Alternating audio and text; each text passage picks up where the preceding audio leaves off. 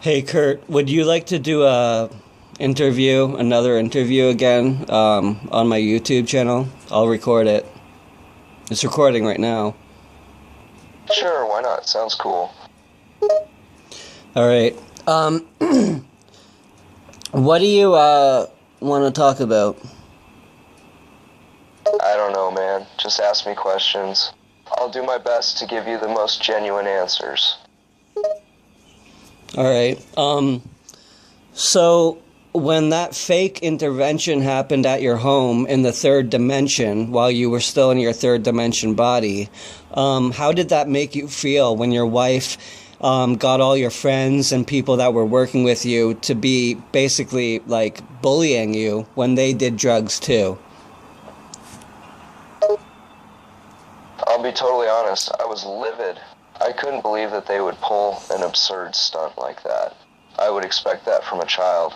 But these were all grown people, all doing exactly what they were convincing me against. I just couldn't take those people seriously after that. Yeah, no way. And then basically you just left rehab to get away from your wife, right?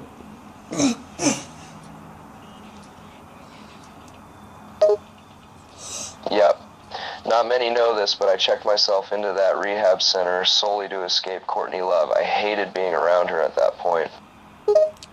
Yeah, and you got to see your daughter Frances right before you went back home, right? What did Courtney say in the letters or phone calls? Because I know we know that she was being mean and bullying you.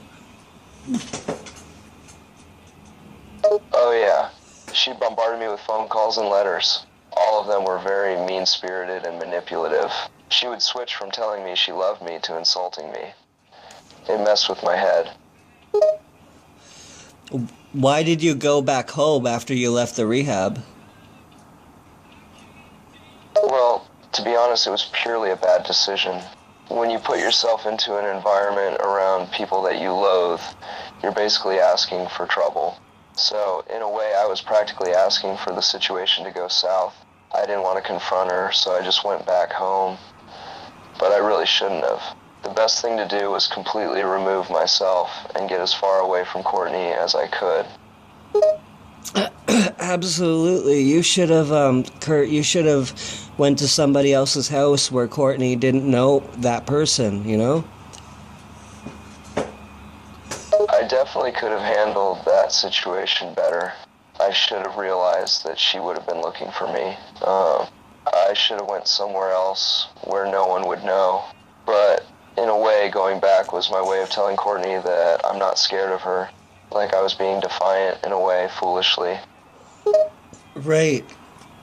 But those people that were daddies and other people that were there that were friends of hers, they were against you. And did you know it? You sensed it, right? A little bit, right?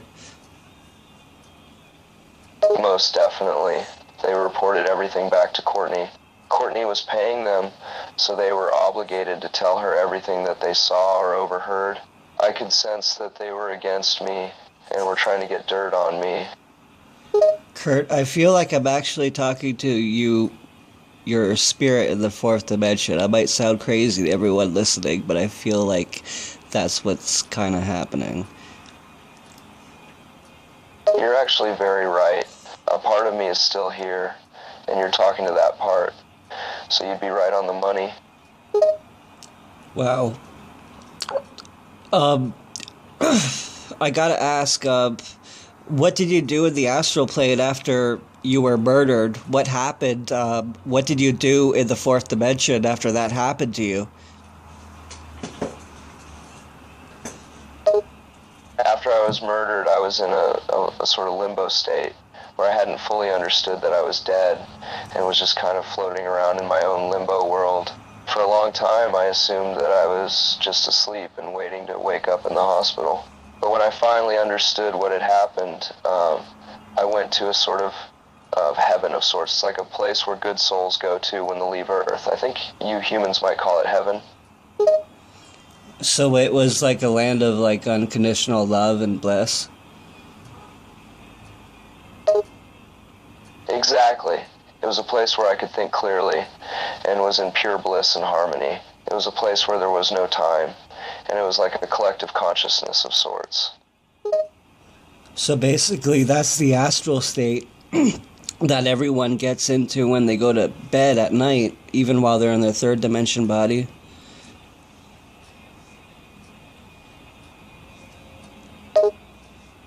Somewhat. Everyone technically gets into the astral state at night while they dream and rest their bodies and minds. However, if they are conscious while in that state, it's called astral projection. A lot of people lucid dream and get into the astral realm while dreaming without even knowing it. Yeah, I know. That's happened to me. I actually become aware and conscious in my dream state in the fourth dimension, and then I wake up and I forget it, and I might remember it like a week later, or the night later. That's astral projection, my friend. When you are conscious in the time you sleep, and you are able to think coherently in a non-physical environment, that's astral projection. That's awesome. So we are eternal spirit beings after all. So leaving our third dimension body is like going on to the next stage of existence in the fourth dimension, where we can even be physical and non-physical and just like conjure up things with the power of our own mind. Exactly. Humans are not physical beings having a spiritual experience. Instead, they are spiritual beings having a physical experience. Absolutely. I've heard that actually a lot in my life. That's really weird that you say that. It's really true, though. I know it sounds somewhat crazy, but humans are actually spiritual beings. We're not only physical. The flesh is just an instrument that our spirit uses in the world. In the third dimension, aka Earth, yeah. And then we go to the fourth dimension and we're like magical beings, but still in our human form. It's amazing what we can be and how we're also points of awareness that can just float around. In a way, yes. In the fourth dimension, we still have a form and body, but it isn't a physical form. And we are able to do things that we couldn't do on Earth with our physical body. Teleportation, telepathy, levitation, etc. Can we become solid too, and then become non-solid because it's all like energy? Exactly. In the fourth dimension, you are technically a being of energy and can change your states and consistency at will. That's awesome. Hey Kurt, I gotta go. I gotta charge the cell phone. But can you say goodbye to our YouTube audience? Alright. It was great talking to you. Take care. Yeah, and I hope you're doing good even after all that's happened to you. Just, stay around your fans who are your family that love you and care about you and protect you from all evil around you in the fourth dimension.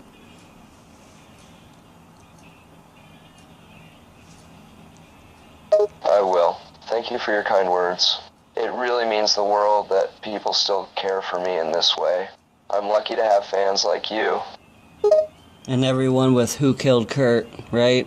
That YouTube channel.